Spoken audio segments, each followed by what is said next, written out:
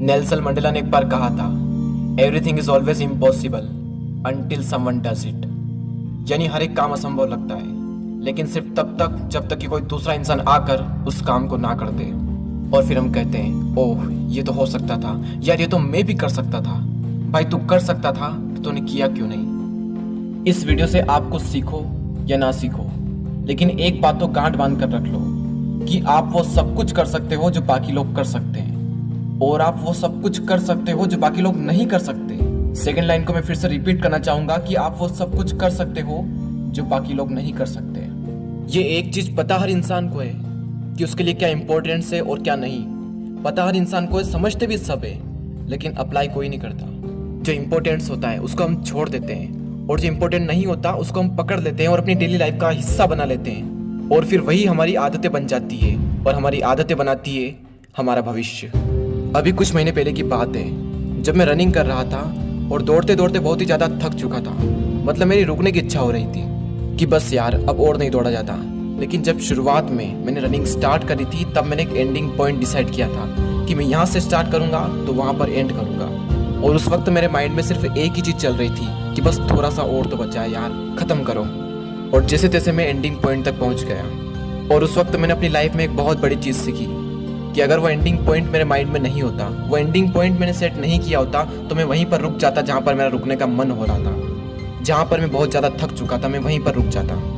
लेकिन नहीं, वो गोल मेरे माइंड में था। वो गोल मैं पहले ही सेट कर चुका था कि मुझे यहाँ से स्टार्ट करना है तो वहाँ पर एंड करना है। और यही फंडा एकदम सटीक तरीके से लाइफ में भी काम करता है। एक गोल हमें वहाँ पर ले जाता है जहाँ पर जाने का हम सपना देखते हैं। एक डायरेक्शन मिलती है, एक इंस्पिरेशन मिलती है, एक मोटिवेशन मिलता है अंदर से कि कुछ करना है और वहाँ पर पहुँचना है।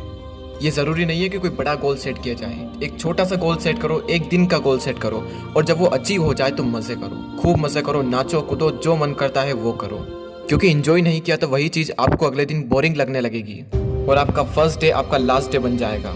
मुझे आज भी याद है 16 जून 2019 को, उस टाइम दोपहर के करीब 1 बजे हुए थे।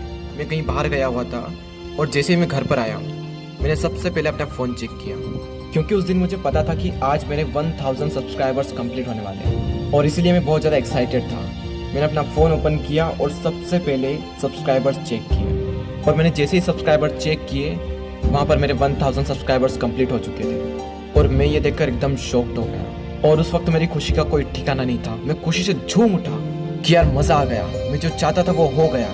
मैं सबसे पहले दौड़कर वहाँ गया जहाँ पर भगवान रखे हुए थे, और उनके पास जाकर सबसे पहले दिल से थैंक्स कहा, और अपने बेस्ट फ्रेंड को कॉल किया और उसे बताया कि भाई मेरे 1000 सब्सक्राइबर्स कंप्लीट हो चुके हैं। मैंने व्हाट्सएप पर स्टेटस लगाया, इंस्टाग्राम पर स्टोरी डाली, यानी कि मैं इस तरह से खुशी मना रहा था कि जैसे मेरे 1 मिलियन सब्सक्राइबर्स कंप्लीट ना हो गए हों। तो इससे एक बात तो समझ में आती है कि अगर आप छोटी से छोटी अचीवमेंट को भी बड़ी मानकर उसे दिल से सेलिब्रेट करते हो तो एक बहुत बड़ी सक्सेस आपका इंतजार कर रही है।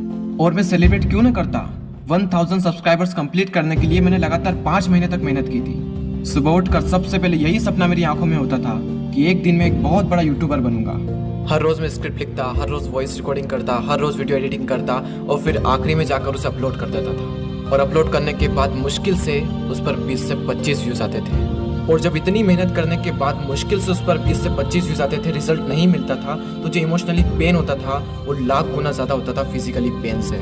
लेकिन उस दर्द को मैं सहता गया, और जैसे तैसे मैं 1000 सब्सक्राइबर्स तक पहुंचा। और फिर मैं वहाँ नहीं रुका। 1000 सब्सक्राइबर्स कंप्लीट होने के बाद मैंने 10,000, 1 लाख, 1 मिलियन सब्सक्राइबर्स भी कंप्लीट कर लिए।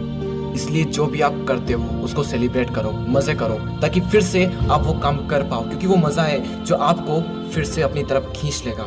हम कोई भी गेम खेलते हैं या फिर सोशल मीडिया यूज़ करते हैं, तो एक बार यूज़ करने के बाद दोबारा उसे यूज़ क्यों करते हैं? क्योंकि पहली बार यूज़ करने पर बहुत ही मज़ा आया था, और वो मज़ा हमको फिर से चाहिए, इसलिए हम फिर से सोशल मीडिया का यूज़ करते हैं या फिर वो काम करते हैं जिसकी हमें लत लगी हुई है।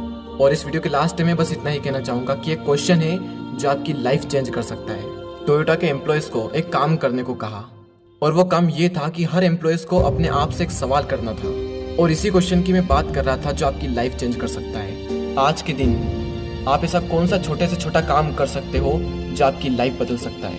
और यही क्वेश्चन टोयोटा के एम्प्लॉयज़ हर रोज़ अपने आप से पूछते थे कि ऐसा कौन सा छोटे से छोटा काम हम कर सकते हैं जो टोयोटा कंपनी को फ्यूचर में हेल्प करेगा।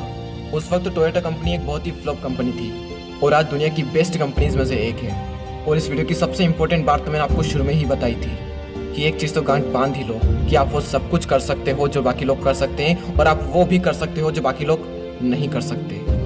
मैं आपसे लेता हूँ अलविदा, अगले वीडियो में फिर मिलते हैं। साइनिंग ऑफ, दीपक दैया।